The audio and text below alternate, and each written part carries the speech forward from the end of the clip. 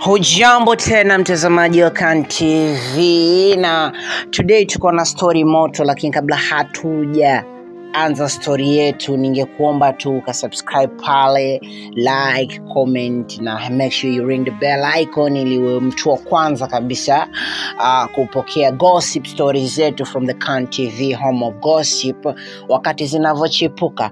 Okay, leo niko na story kubwa, story ambayo nagonga vichwa vya habari ya kumuhusu jamaa wetu. Kwa majina ni Yani, tunakujua Yani, the best artist from Kenya.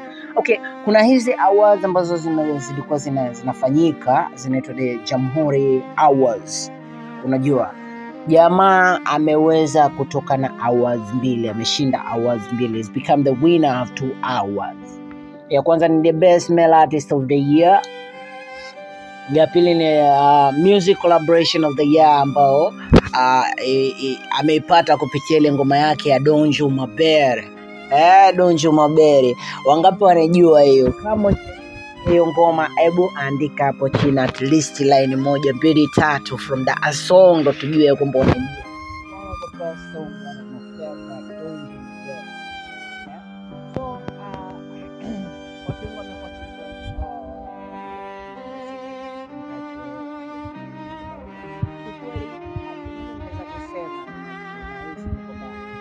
Toka anze mziki hajawahi kupoa, na mziki wake ni mziki ambao kiukweli una relate vizuri na mashabiki wa Kenya. Ni mziki ambao umetulia, ni mziki mtamu. Na Ovlet nafikiri kaachia ngoma na J Melody. Kuna ngoma mpya ambayo kaachia na J Melody hivi juzi kati, unajua. Na sijaipitia, lakini nitakuwa naenda kuipitia after this. Lazima nikaisikilize. Lakini kama umesikiliza hiyo ngoma, hebu nikumbushe hiyo ngoma inaitwaje hapo kwa comment section, and niambie una feel vipi. Okay, labda pengine unahisi ni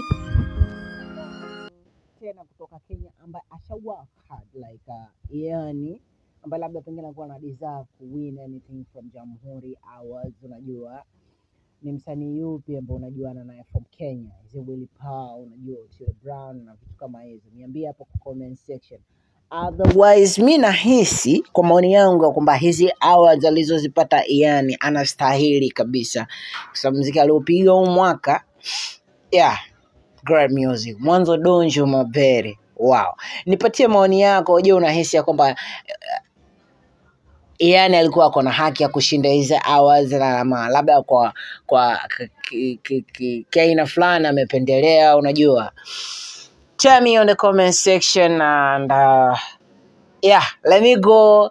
Acha niende nikasikilize hii ngoma ambayo kaipiga na J Melody, alafu I'll be coming back kukupatia ripoti zaidi, tuichambue pamoja mimi na wewe. Unajua kwa sababu Yani I think Yani in Kenya is my favorite artist for now. Yeye ndo favorite artist wa kwangu. Sijui wewe mtazamaji wa Khan TV, niambie hapo chini Yani favorite artist.